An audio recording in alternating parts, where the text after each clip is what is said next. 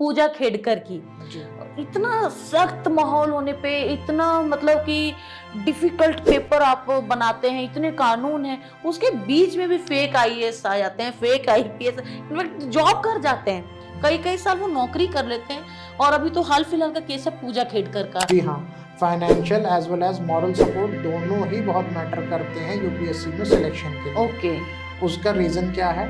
अगर आपके पास स्ट्रेस होगा, अगर आपके दिमाग में स्ट्रेस है, आपको फाइनेंशियल बर्डन आपके ऊपर बहुत ज़्यादा है, तो आप एक फोकस्ड होके या एक फ्रीलांसर की तरह आप तैयारी नहीं कर पाएंगे। आईएएस ऑफिसर के ऊपर रिस्पॉन्सिबिलिटीज होती हैं कि वो गवर्नमेंट की जो स्कीम्स है उसको जनता तक इन्फोर्स करे। लेकिन आज भी हम उसी स्थिति में खड़े हैं जहाँ पिछले 25 साल पहले खड़े थे। तो उसके पीछे बिल्कुल ज्योग्राफिकल कंडीशंस हैं। मुखर्जी नगर का फ्यूचर क्यों ब्राइट नहीं है? क्योंकि मुखर्जी नगर में जो बिल्डिंग्स हैं, जो इंफ्रास्ट्रक्चर है, वो सब 40 साल 25 साल पुराना कंस्ट्रक्शन है। और वो पुराना कंस्ट्रक्शन आज के सिनेरियो के हिसाब से, आज का जो पॉपुलेशन लोड है उसके हिसाब से, वो किसी भी हिसाब से वहाँ जो नॉर्म्स हैं उनको वो फुलफिल नहीं कर पाएगी। शिक्षा हमारे भविष्य की नींव है जिसका निर्माण हमें बहुत मजबूती से करना चाहिए। नमस्कार, मेरा नाम सुनीला है। Beyond the mic conversation with heart में मैं आपका स्वागत करती हूँ। आपको एपीजे अब्दुल कलाम जी की वो लाइनें तो ज़रूर याद होंगी जहाँ वो उन्होंने कहा है कि अगर सूरज की तरह चमकना है तो सूरज की तरह जलना सीखो। कोई भी एग्ज़ाम हो, चाहे वो यूपीएससी का एग्ज़ाम हो, एसएससी का एग्ज़ाम हो, कोई बैंकिंग का एग्ज़ाम हो या फिर ज़िंदगी का एग्ज़ाम हो, आपको एक सही डायरेक्शन की ज़रूरत होती है। आज हमने बातचीत की है सुशांत सिंह जी से, जो कि ध्येय आईएएस का ब्रांच जो है ग्रेटर नोएडा में उसके मैनेजर हैं। उन्होंने बहुत सही और डायरेक्शनल एक तरह से इंसाइट दिया है जो आपको आपके जो यूपीएससी का सफ़र है उसको सही दिशा में ले जाने की कैपेबिलिटी रखता है। तो ये पूरा पॉडकास्ट देखिए और अपना प्यार दीजिए, कमेंट सेक्शन में अपना फीडबैक जरूर दीजिए। तो लेट्स बिगिन। नमस्कार सुशांत जी, मेरा नाम सुनीला है। हम आपका बहुत बहुत स्वागत करते हैं हमारे show beyond the mic conversation with heart में। Greater Noida Dhyeya IAS academy है, उसके आप एजीएम है और आपका इस फील्ड में एक्सपीरियंस 10 साल से ज़्यादा का है। तो हम ना इसके बारे में थोड़ा सा इंसाइट जानना चाहेंगे कि आपने ये जो एजुकेशन फील्ड का जो सफ़र है, ध्येय आईएएस से जुड़ने का सफ़र, वो कैसे शुरू हुआ आपका? धन्यवाद सुनीला जी। पहले तो आपने जो हमें मौका दिया आपके पॉडकास्ट में आने का, उसके लिए ध्येय आईएएस की तरफ से और अपनी तरफ से मैं आपको बहुत बहुत धन्यवाद करता हूँ। Thank you so much. आपके दर्शकों के माध्यम से मैं अपना थोड़ा सा इंट्रोडक्शन आपके दर्शकों को दे देता हूँ। मेरा नाम सुशांत सिंह है। मैं इस इंडस्ट्री में पिछले 10 वर्षों से सेवा दे रहा हूँ और यूपीएससी मेंटोरशिप या यूपीएससी के इस फील्ड में आने की कहानी तो कोई ख़ास ऐसा सच कहानी नहीं है उसके पीछे। इसमें ग्रेटर नोएडा में हमारा सेंटर जो है वो पिछले 3 साल से है, फरवरी 2020 okay, very new, it's very new. पहले ग्रेटर नोएडा में भी है ध्येय, कहाँ है पैन इंडिया?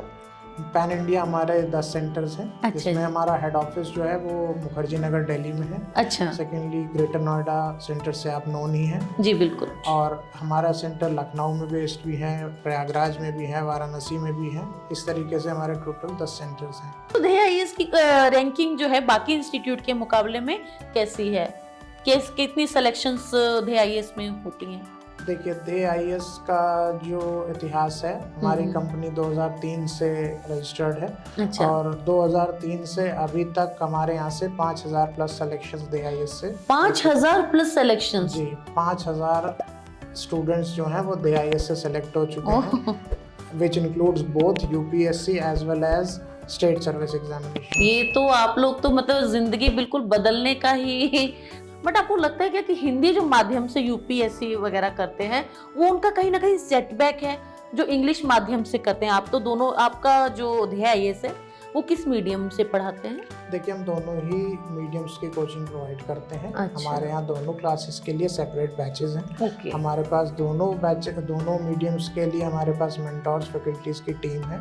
बट अगर आप बात करें कि यूपीएससी में सिलेक्शन के लिए कौन सी लैंग्वेज की इम्पोर्टेंस है, तो देखिए, लैंग्वेज की इम्पोर्टेंस कहीं डिफाइंड नहीं है। आप दोनों ही लैंग्वेज में एग्ज़ाम दे सकते हैं, कोई उस पर रिस्ट्रिक्शन नहीं है, कुछ नहीं है। बट चीज़ें कहाँ से आती हैं, बात कंपटीशन पे। जी। आपका कंपटीशन किससे है? हम्म। कंपटीशन क्या है, आजकल मेजर जेंट्री जो है वो इंग्लिश मीडियम से है बिल्कुल। है ना?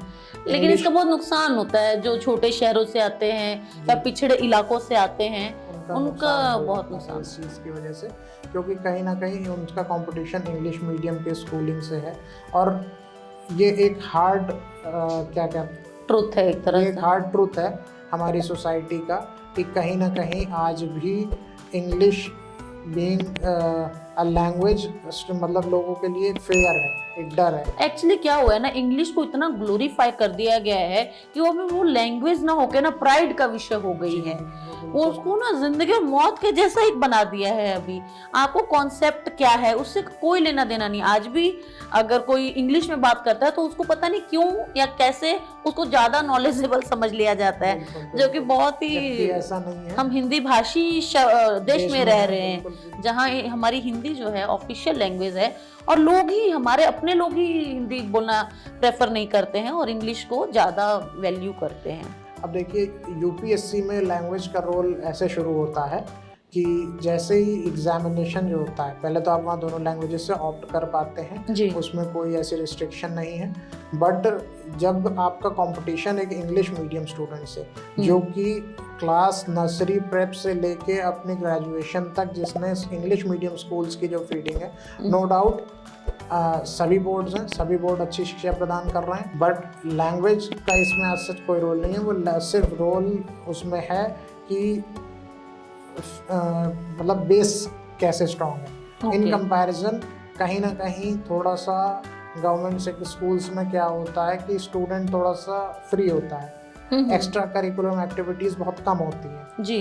वहाँ स्टूडेंट का जो इंटेलेक्चुअल डेवलपमेंट होता है वो उस लेवल पे नहीं हो पाता, जो आज की डेट में आईसीएसई बोर्ड या सीबीएसई बोर्ड स्कूल्स में इन कंपैरेटिवली थोड़ा सा ज़्यादा हो रहा है। अच्छा, एक चीज़ ना बीच में हमेशा आ जाती है कि जब भी कोई रिजल्ट आए जब भी हिंदी, मतलब एक तो हिंदी बोलने वाले, हिंदी माध्यम से पेपर देने वाले, और एक उसमें ना मतलब जो हमारा सिलेबस है उसमें चेंज करने के लिए इतने धरना प्रदर्शन करने लग जाते हैं स्टूडेंट्स। हम दिल्ली जब भी जाते हैं, मैं तो 3-4 बार जाम में फंस गए जब भी यूपीएससी कमीशन वाली जो सड़क है वहां से निकलते हैं तो इतने स्टूडेंट्स सिलेबस चेंज की हमेशा मांग करते रहते हैं। तो ऐसा कितना डिफिकल्ट सिलेबस होता है कि स्टूडेंट्स हमेशा उसको चेंज करने की उसमें, और गड़बड़ी की हमेशा लेकर आते हैं कि गड़बड़ी करते हैं यूपीएससी वाले। देखिए, इसमें इस पॉइंट में जो सिलेबस की बात है, तो बेसिकली सिलेबस के लिए कहीं ना कहीं स्टूडेंट, तो देखिए हिंदुस्तान देश है, डेमोक्रेटिक कंट्री है, तो अपनी बात रखना सबको अधिकार है। तो धरना प्रदर्शन तो इंडिया का एक पार्ट है। ये एक अच्छी डेमोक्रेसी का पार्ट है। बिल्कुल, अगर जहां आपको आवाज उठाने का बिल्कुल आपको राइट है अपना, तो आप उस राइट का अपना यूज कर रहे हैं। बिल्कुल, वो सब उसी का पार्ट है। बट बात रही सिलेबस में चेंजेस की या उसकी, स्टेट पीसीएस ने एक इसी से रिलेटेड एक कदम उठाया भी है। पहले होता क्या था, इसमें आपको मेन सब्जेक्ट के अलावा एक ऑप्शनल सब्जेक्ट भी उसी में से ऑप्ट करना होता था। वो ऑप्शनल सब्जेक्ट स्टेट सर्विसेज ने हटा दिया है। ओके। अब आपको कोई भी ऑप्शनल सब्जेक्ट ऑप्ट करने की ज़रूरत नहीं है। तो कहीं ना कहीं ये हो सकता है, इस पे यूपीएससी भी विचार कर रहा हो या जो भी हो। उसी वजह से यूपी में अब सभी स्टेट्स में अप्रॉक्स सारी स्टेट्स ने नहीं हटाया, कुछ स्टेट्स हैं जिन्होंने हटा दिया है, वहाँ अलग अलग उसको रिप्लेस करके एग्जाम गए। यूपी की बात करें स्टेट पीसीएस की, तो स्टेट पीसीएस में ऑप्शनल सब्जेक्ट को रिप्लेस कर दिया है जी, यहीं के क्या कहते हैं यूपी स्पेशल नाम से पेपर होना है। पेपर 5 पेपर 6 जो है वो यूपी स्पेशल नाम से माना। ओके। और यूपी की ज्योग्राफिकल और इकोनॉमिकल कंडीशंस उस पर डिपेंड। एक ये हमने पीछे अभी थोड़े दिन पहले ही एक न्यूज आई थी पूजा खेड़कर की।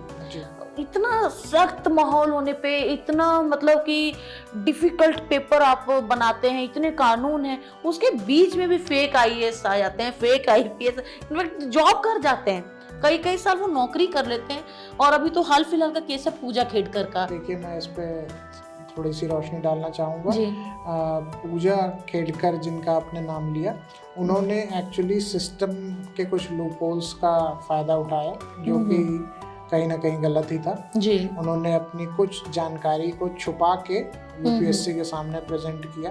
वो तो खैर उनका केस जो है वो कंसर्न अथॉरिटीज़ और वो सब देख ही रही हूँ। रही बात फेक आईएएस आईपीएस या सीनियर लेवल के जो ऑफिसर्स हैं उनके सोसाइटी में होने का, तो ये तो एक क्रिमिनल ऑफेंस है। इस जी। ऑफेंस के बारे में ये तो कहीं ना कहीं एजेंसीज की थोड़ी सी कमी या कुछ ना कुछ चूक है, जिसकी वजह से इन लोगों को इतना बढ़ावा मिल गया और लोग लगातार निरंतर जो है उसको वो प्रैक्टिस में है।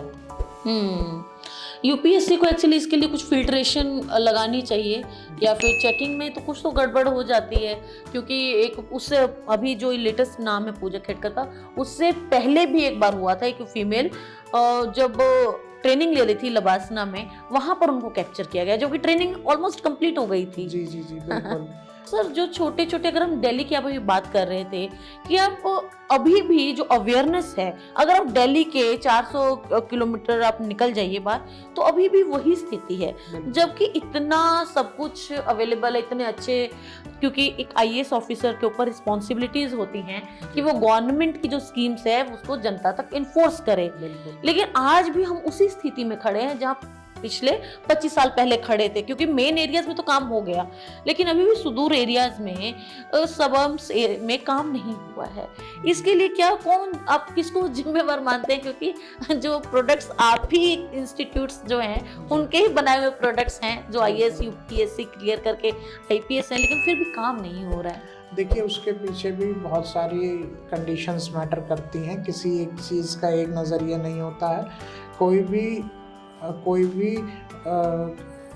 नियम या कोई भी क्या कहते हैं योजना जिसका हर ऑफिसर अपने स्तर पे पूरी कोशिश करता है कि किसी भी योजना या किसी भी डेवलपमेंट का जो लाभ है वो जनता तक, हर जनता के सबके पास तक पहुंच सके जी, है ना। बट वो उस प्रयास में ऐसा नहीं है कि असफल ही रहते हैं, सफल होते हैं, बट कहीं ना कहीं पॉपुलेशन इस पॉइंट पे बहुत मैटर करती है, इंटरनेशनल ग्लोबली लेवल पे भी, कि पॉपुलेशन, भाई कोई चीज़ अगर 10 लोगों के लिए बनी है तो उसको आप 12 में किसी तरीके से डिस्ट्रीब्यूट कर रहे हैं, तो उसको आप एक 20 में डिस्ट्रीब्यूट नहीं कर पाएंगे। ये जो जितना मतलब इतना लंबे टाइम से कुछ लोग तैयारी करते रहते हैं और फिर बाद में कहते हैं कि हमको तो डिप्रेशन हो गया है, नहीं इतने लंबी इतने घंटे पढ़ना पड़ता है, तो आप उसको कैसे लेते हैं कि डिप्रेशन हो गया है बच्चों को आजकल के? जी हाँ, financial as well as moral support दोनों ही बहुत मैटर करते हैं यूपीएससी में सिलेक्शन के लिए। ओके। उसका रीज़न क्या है? अगर आपके पास स्ट्रेस होगा, अगर आपके दिमाग में स्ट्रेस है, आपको फाइनेंशियल बर्डन आपके ऊपर बहुत ज़्यादा है, तो आप एक फोकस्ड होके या एक फ्रीलांसर की तरह आप तैयारी नहीं कर पाएंगे। ओके। कोचिंग्स की हैवी फीस आप बियर नहीं कर पाएंगे, क्योंकि नो डाउट फीस एक अच्छा खासा बर्डन होता है। मुखर्जी नगर जैसा एरिया, जो मुखर्जी नगर की खबरें आपने सुनी होंगी। हाँ बिल्कुल। मुखर्जी नगर मार्केट जो है वो पूरी इस समय शेख बिल्कुल हिली हुई है, बिल्कुल हिल गई है। जो इंसिडेंट हुआ है अभी, जो बाढ़, जो और स्टूडेंट की, शायद 2 स्टूडेंट की डेथ हो गई है, उसमें 3 स्टूडेंट की डेथ हो गई है, वो तो बहुत ही हिला देने वाला था। उस खबर ने ना हमको हिला के रख दिया है। देखिए मुखर्जी नगर एक लगभग 40 साल पुराने क्या कहते हैं, जो वहाँ की जो इंडस्ट्री है वो एस्टेब्लिश मार्केट जो है वो 40 साल पुराना, तो उसके पीछे बिल्कुल ज्योग्राफिकल कंडीशंस हैं। मुखर्जी नगर का फ्यूचर क्यों ब्राइट नहीं है? क्योंकि मुखर्जी नगर में जो बिल्डिंग्स हैं, जो इंफ्रास्ट्रक्चर हैं, वो सब 40 साल 25 साल पुराना कंस्ट्रक्शन है, और वो पुराना कंस्ट्रक्शन आज के सिनेरियो के हिसाब से, आज का जो पॉपुलेशन लोड है उसके हिसाब से, वो किसी भी हिसाब से वहाँ जो नॉर्म्स हैं उनको वो फुलफिल नहीं कर पाएगी। बिल्कुल। अब स्टूडेंट्स जो आज तैयारी कर रहे हैं, आप उनके लिए क्या कहना चाहेंगे कि उनको किस तरीके से तैयारी करनी चाहिए, फर्स्ट स्टेप क्या लेना चाहिए और कितने अटेम्प्ट्स होते हैं? फर्स्ट स्टेप, वो अगर 18 साल से ऊपर के हैं तो उनको कैसे तैयारी शुरू कर देनी चाहिए जब उनको रियलाइज हो गया है कि उनको यूपीएससी ही करना है? अगर रियलाइजेशन ही नहीं है तो देर आए सवेर आए, वो तो क्या ही कह सकते हैं। यूपीएससी का देखिए जो एग्ज़ाम है उसको ऑप्ट करने के लिए आपकी मिनिमम एज 21 होनी चाहिए। जी 21 एज से पहले आप यूपीएससी का एग्ज़ाम नहीं दे नहीं, सकते। तैयारी कर सकते हैं लेकिन एग्जाम में एग्जाम अपीयर दे नहीं हो सकते, पाएंगे। जी। एग्जाम में अपीयर होने के लिए आपकी मिनिमम एज 21 होनी चाहिए जनरल कैटेगरी, और मैक्सिमम एज आप 32 की एज तक यूपीएससी का एग्जाम जो है दे सकते हैं। जी ये सारी जानकारी आपको यूपीएससी की वेबसाइट पे बहुत ओके। इजीली मिल जाएगी। जी रही इधर बात उधर के सोर्सेस को ना ना ध्यान ध्यान दें, यूपीएससी की जो वेबसाइट है डायरेक्ट आप वहां पर जाएं, वहां पर सारी जानकारी एकत्रित करें। कि रिजर्वेशन को लेके ना हमेशा गुस्सा रहता है स्टूडेंट्स में। वो रिजर्वेशन क्या, जो एजेंसीज हैं, जो इंस्टीट्यूशंस हैं, उनको भी लगता है कि रिजर्वेशन को खत्म कर दिया जाना चाहिए। देखिए रिजर्वेशन की जो बात है, आपके चैनल के माध्यम से मैं स्टूडेंट्स को बता दूं कि एक यूपीएससी की रिपोर्ट के हिसाब से जनरल कैटेगरी का स्टूडेंट 40 to 42% मार्क्स जो है वो टॉपर स्कोर करता है। तो इसमें रिजर्वेशन का मेरे नज़रिए से तो कोई क्राइटेरिया बचा ही नहीं। अगर आप एक डेडिकेटेड, एक फोकस स्टूडेंट हैं तो क्या आपके लिए 40 to 42 मार्क्स जो हैं स्कोर करना भी एक टफ काम है। उसके लिए कुछ नहीं, मेरे नज़रिए से किसी भी गोल को अचीव करने के लिए आपको 3 साल, अपनी लाइफ के 3 साल अगर आप दे देते हैं रिगरसली, जिसमें आपको लगे कि हाँ हमने डेडिकेटेडली 3 साल दे दिए, तो सक्सेस से आप वंचित नहीं रहेंगे। Thank you so much. बहुत अच्छा लगा आपसे बात करके। Thank you so much.